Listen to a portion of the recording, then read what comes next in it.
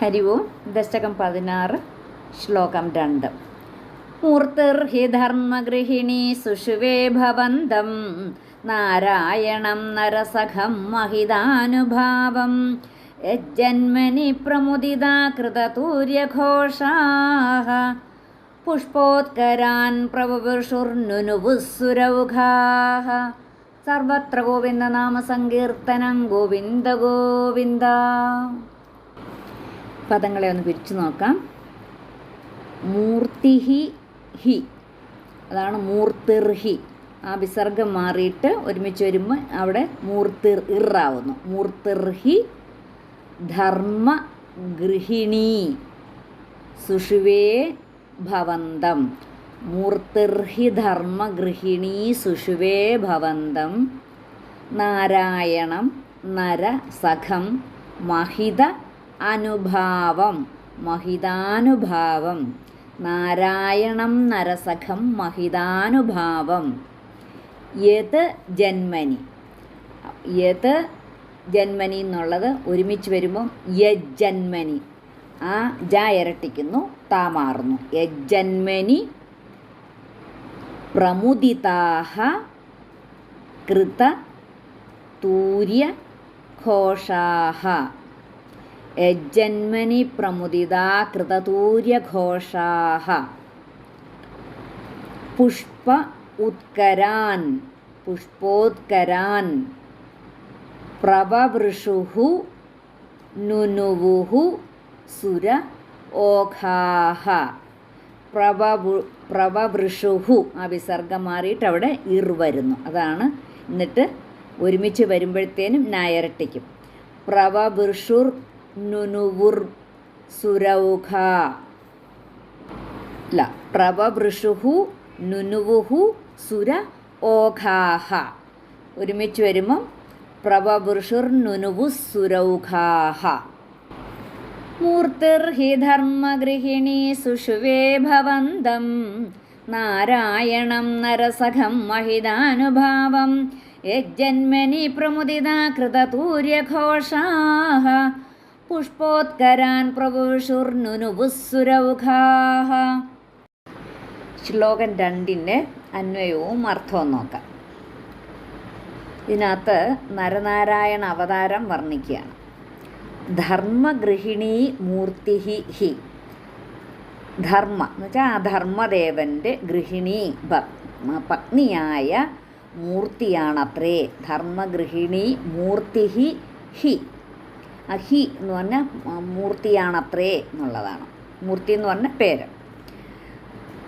ആ ധർമ്മദേവൻ്റെ പത്നിയുടെ പേരാണ് മൂർത്തിയാണ്. അവളാണ് അത്രേ മഹിതാനുഭാവം ഭവന്തം നരസഖം നാരായണം സുഷുവേ. അപ്പം മഹിതാനുഭാവം ഭവന്തം, ആ ലോകപൂജിതമായ ആ തേജസ്സോടു കൂടിയ നിന്തിരുവടി തന്നെയായ നരനാരായണന്മാരെ പ്രസവിച്ചത്. അപ്പം നരനാരായണന്മാരെ പ്രസവിച്ചത് ആരാണ്? ധർമ്മദേവൻ്റെ പത്നിയായ മൂർത്തി. അപ്പം ആ തേജസ്സോടു കൂടിയ, ആർക്കാണ് തേജസ്സുള്ളത്? ആ ഭഗവാന്. അപ്പം ലോകരെല്ലാം പൂജിക്കുന്ന ആ തേജസ്സോടു കൂടിയ ആ ഭഗവാൻ തന്നെയാണ് ആ നരനാരായണന്മാർ എന്ന് പറയുന്നത്. ആ നരനാരായണന്മാരെ പ്രസവിച്ചത് ധർമ്മദേവൻ്റെ പത്നിയായ മൂർത്തിയാണത്രേ. യജ്ജന്മനി പ്രമുദിതാഃ സുരൗഘാഃ. യജ്ജന്മനി ഏതൊരു ജന്മം എന്ന് വെച്ചാൽ ആ ജന്മം, അല്ലെ ഏതൊരു ജന്മം ആ നരനാരായണന്മാരുടെ ഏത് ജന്മമാണ്? ആ നരനാരായണന്മാരുടെ ജന്മം. അതാണ് പറഞ്ഞ് യാതൊരു നരനാരായണന്മാരുടെ അവതാരത്തിൽ സന്തുഷ്ടരായ ദേവസംഘം. അതാണ് യജ്ജന്മനി പ്രമുദിതാഃ സുരൗഘാഃ. അപ്പം നരനാരായണന്മാരുടെ അവതാരത്തിൽ സന്തോഷിച്ചതാരാണ്? സുരൗഘ. സുരൗഘ എന്ന് പറഞ്ഞാൽ സുരന്മാരുടെ ഔഘം, സുരന്മാരുടെ കൂട്ടം, ദേവന്മാരുടെ കൂട്ടം. അപ്പം ആ നരനാരായണന്മാരുടെ അവതാരത്തിൽ സന്തുഷ്ടരായ ദേവസംഘം കൃതതൂര്യ ഘോഷാഃ. കൃതതൂര്യഘോഷാഹ വാദ്യഘോഷം മുഴക്കി പുഷ്പോത്കരാൻ പ്രവവുഷുഹു നുനുവുഹു ച.